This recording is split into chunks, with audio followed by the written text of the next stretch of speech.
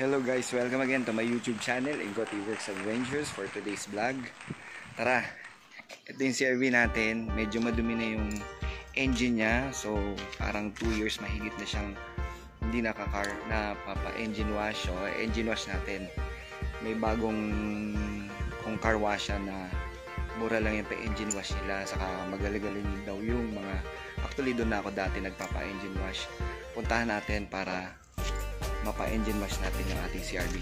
Let's go guys. Ito nga pala yung itsura ng loob ng engine natin, no? Kaya natin ipapa-engine wash. So ayan, nakikita nyo kung gaano kadumi. Ayan, madumi siya.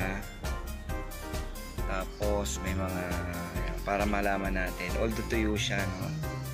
Dito kasi dati may tagas siya, pero napagawa na natin sa kasa.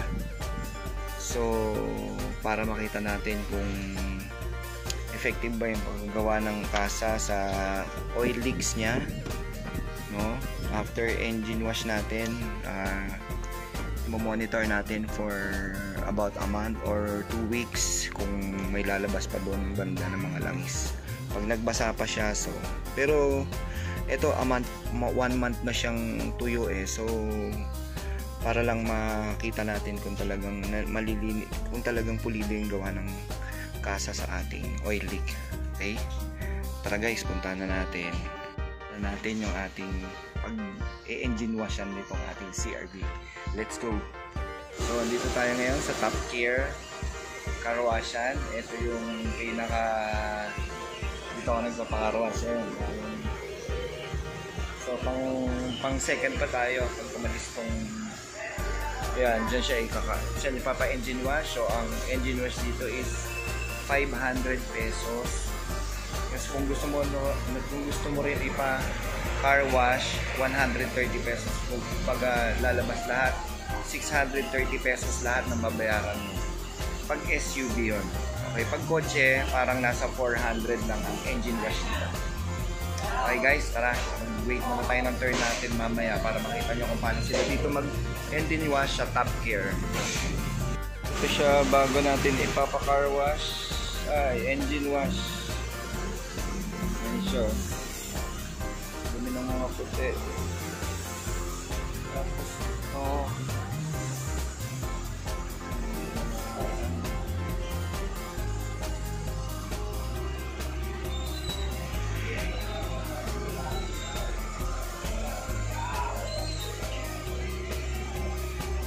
Car wash na, engine wash na siya. Sinama na natin yung car wash na 130 pesos kasi SUV. Pag kotse 100 lang.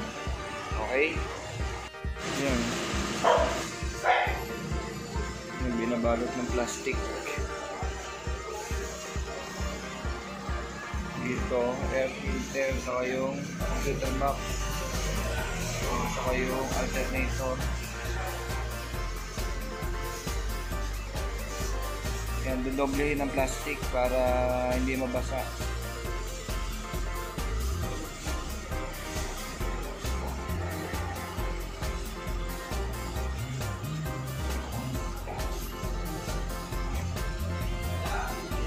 Nakadumi yan, no? Years. Okay yan, no?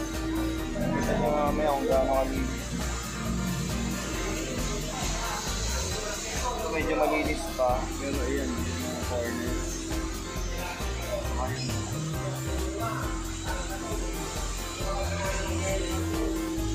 Madumi. Mamaya makikita nyo kung gaano kalinis.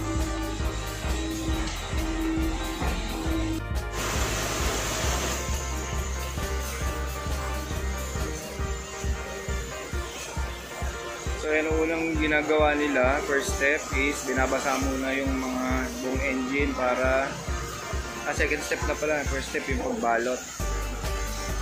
Second step is yung pagbasa para lumambot yung mga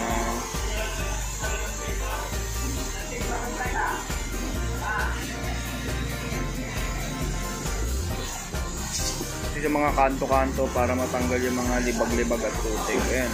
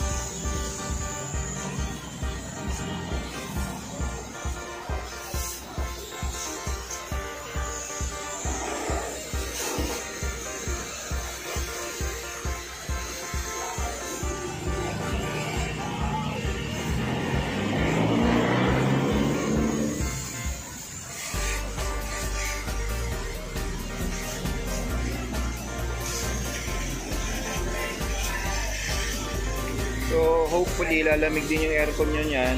Saka gaganda yung cooling system kasi nga malilinisan sa mga alikabok yung radiator nyo saka aircon fan nyo. Tatanggal yung mga dumi, putik, and then lagpaso. Isipin nyo mamaya, puputi pa lalo yan. Okay, balikan natin guys, pagsasabunin na. So yan, ini-sprayan na nila ng parang degreaser. May sabon. Kasi may ginagamit silang chemical. So yan, mamaya yan, puti-puti yan guys. Kulay green siya eh. Green, di ba? Ang degreaser na may sabon. Sakit siya sa ilong eh.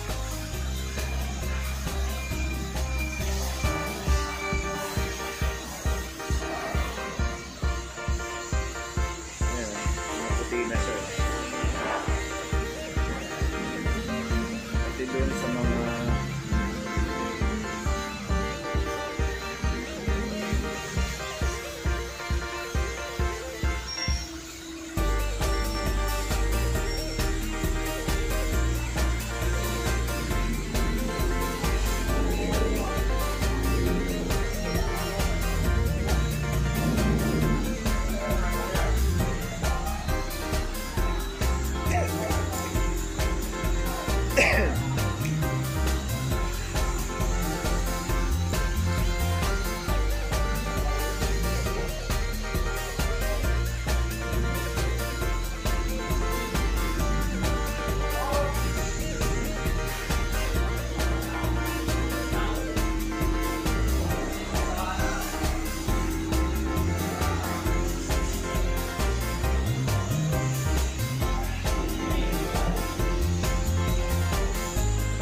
papabayaan lang nila yan for 10 minutes para kumapit yung chemicals dun sa mga dumi para lumambot.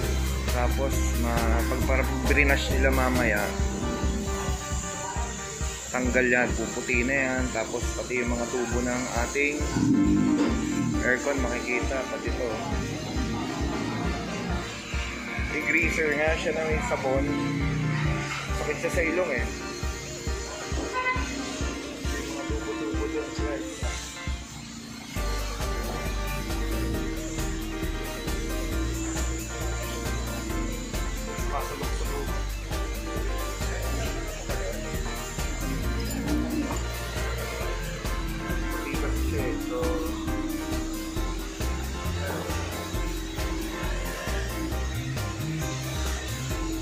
Nalalaglag na yung mga dilaw.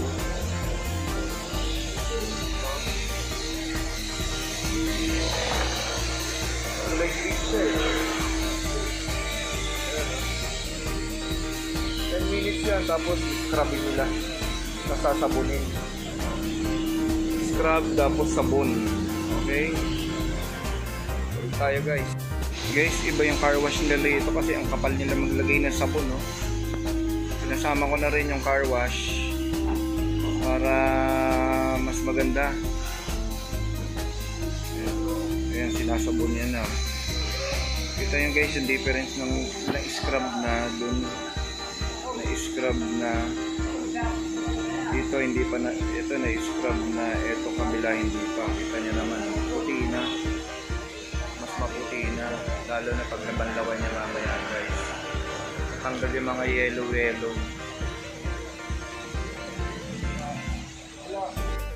Yun, again guys, so after 2 years to, ako lang na ulit napa-engine wash tong CR-V. After 2 years, ang engine wash naman guys, hindi naman yan nire-require na gawin every month. Siguro, depende yan sa condition kung saan din nakapark yung sasakyan nyo, kung may garahe kayo. Pero usually yan, 2 years or 1.5 year, yan, pwede kayo magpa-engine wash.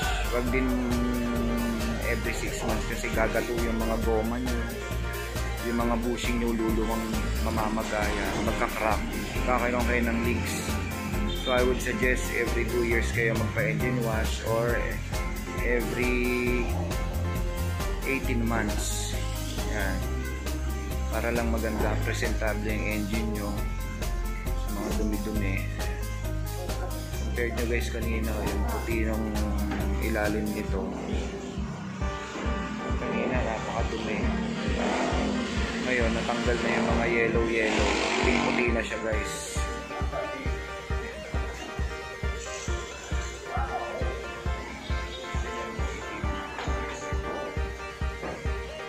Same goes din sa ating engine.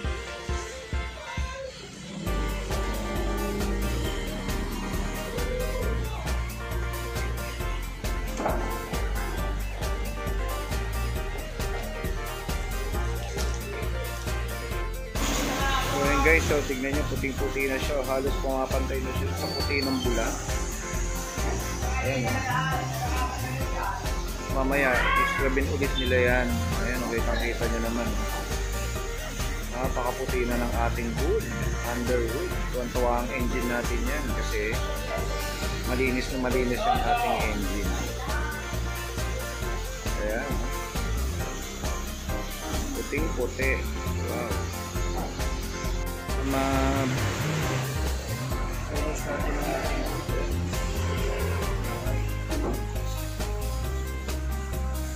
I-scrub naman yung ating engine part sa loob ng engine bay.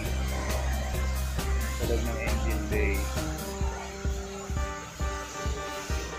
Tapos mamaya yan, may parang toothbrush pa sila or parang borotsa. Paintbrush, yun ang mga ano nila. Ang brush nila sa mga gilid-gilid, kanto-kanto.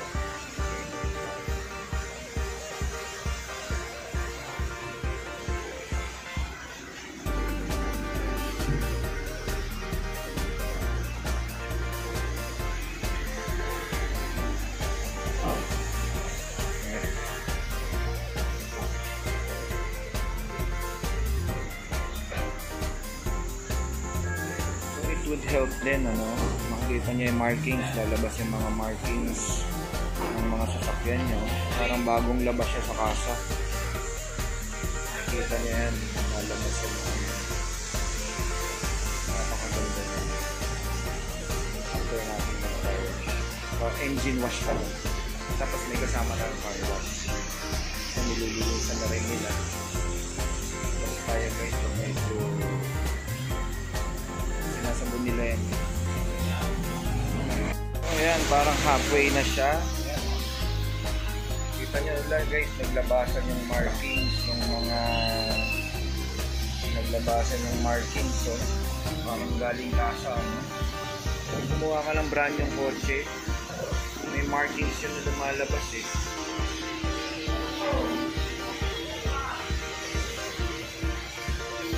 Sinasabon nila talaga. Guys, pero hindi pa tapos yan. So, lumabas na rin to. Magandahan nito, pwede niyong palitan tong mga to. Nakita niyo naman kanina yun, mga dilaw na yan. Naglabasan yung markings. Maraming kasa. Pwede pa natin yung bagong-bago yan. Silver. Tapos yung trend na maya.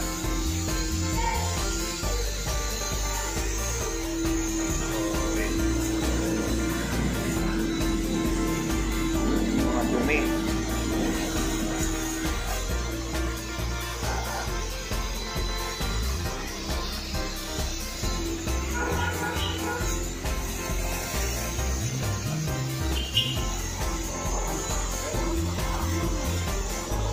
So yung makina natin, kung nakakapagsalita yan, malamang hiyaw ng hiyaw yan sa sarap. Dahil napakalinis ng kanyang engine bay. Alright, balikan natin guys mamaya pagkatapos niya malinisan.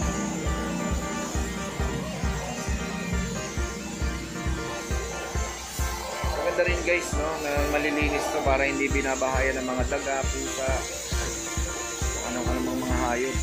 Yung engine bay natin pag malinis, mag-iisip din yung mga daga, pusa kung ba't malinis to eh.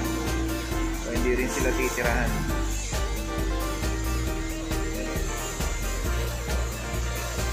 Tayo guys mamaya, okay? After niyang makilamusan, Disprayan ulit yung panibago naman. Ito naman parang sabon na to, no? Parang pampakintab or para lalong matanggal yung mga itim-itim, lalo na sa mga tubo. Ano, kita nyo, lumabas yung mga bakal-bakal. Ayan, lalong pumuti. Degreaser ulit yan eh, pero hindi na siya yung kulay green. Pang degreaser naman to. Ayan, ayan, may madumi rin pa rin kasi doon, kaya nilagyan pa ulit para lalong pumuti.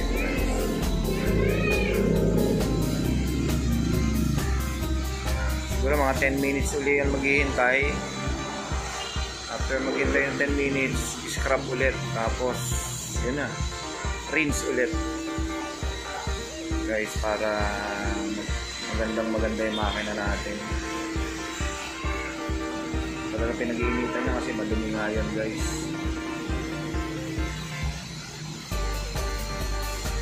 So, yung mga plastic natin lalong puputi yan, tulad na naninilaw yung mga lagayan ng fluid, yung lagayan ng reservoir natin, yan, naninilaw yung mga yan. After nito, nakikita niya puting-puti yung road, parang bago galing lang. Kaya natin, ayan o, yung radiator fan natin o, luminis din. Tignan nyo, aluminum lumabas na. Yan yung sinasabi ko guys, na ini-scrub pa ng toothbrush, kasingit-singitan, para matanggal yung ating mga nakatabon dumi talaga. Ganyan sila dito mag-detail.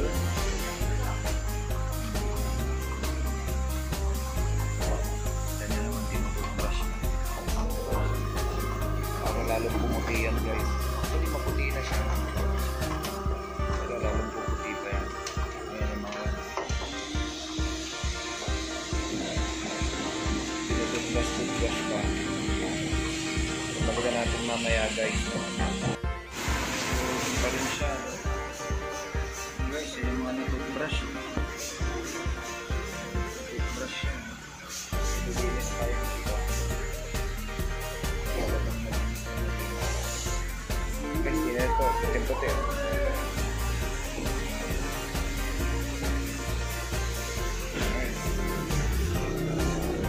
guys, kita nyo yun, puti guys.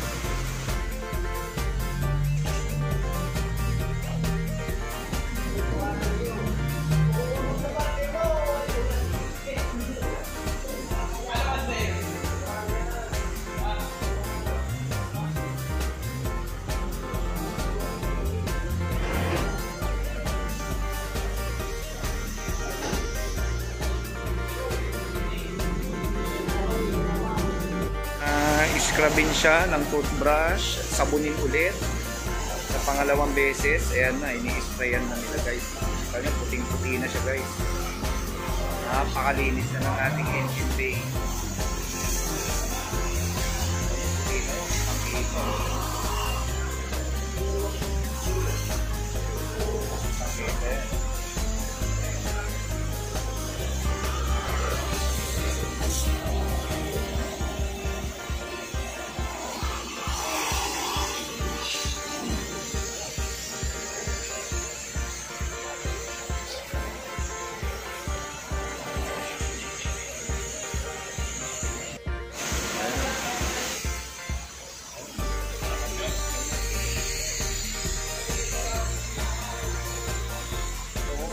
guys yung naiwan dyan, mansa na yan.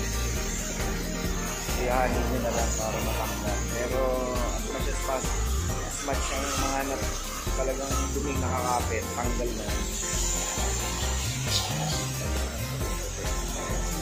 Radiator linis.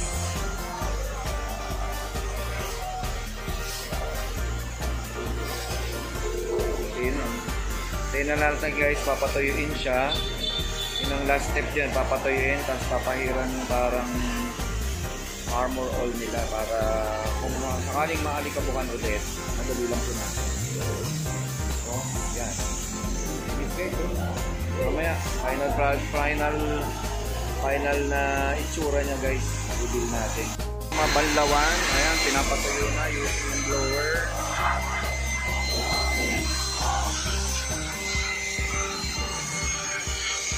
Para mas madali siyang punasan mamaya.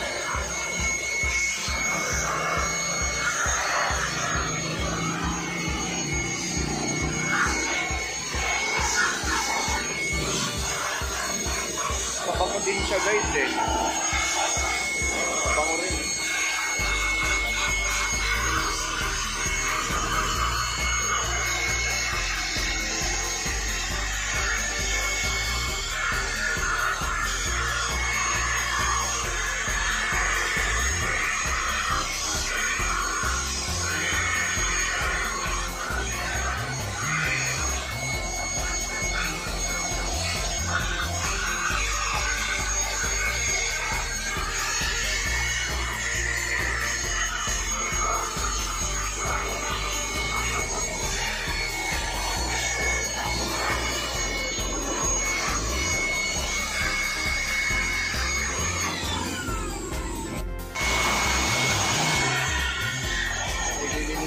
Guys,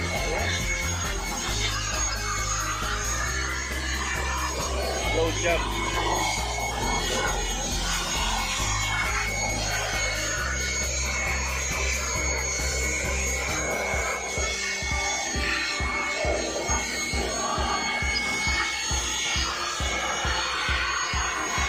After nyan, yan na yung lalagyan ng armor all. Halos kayo na rin. Something ano pa. Armor all na siya. Okay guys, balik tayo guys. Ayan, ito na yung itsura niya. Ayan o. Ang puti, ang good. Ang puti,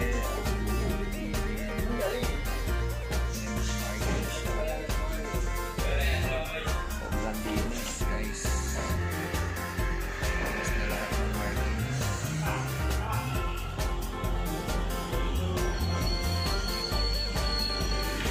Tapos lalagyan nila ng armor all para lalong kumikat. Ito na lang sobrang puti guys. Ito, aayusin na lang natin yan. Kikilin, tapos primer. Mahalaga na linisan yung engine natin.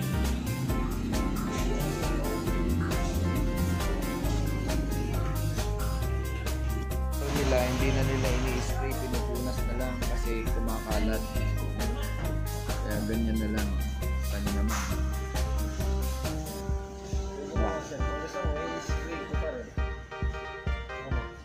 Hindi, okay na yan.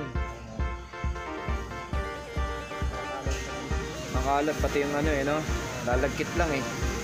Kakapitan lang na alikabok eh. So, mas maganda yung ganyan, punas-punas na. Pero punasan mo lahat ng goma. Lahat.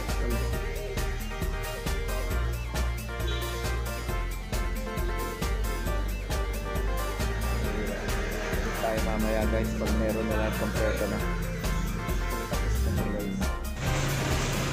So yan, tapos na guys. Ayan ang ating engine. Nakita nyo guys oh. Nakita nyo. Okay guys, labasan. Labasan guys, puting-puti guys. Ayun, puti. Puting-puti. Ayan o. Puting-puti guys. Napakaganda. Ito yung food natin guys. O, linis. linis ng aming engine. Ano guys, bakal na bakal.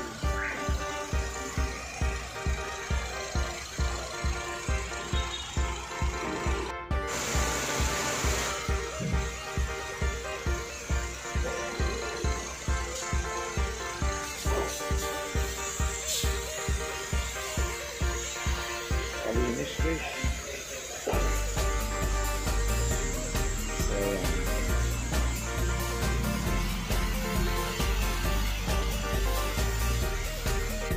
So guys, dyan natatapos ang ating vlog. So ayan, no?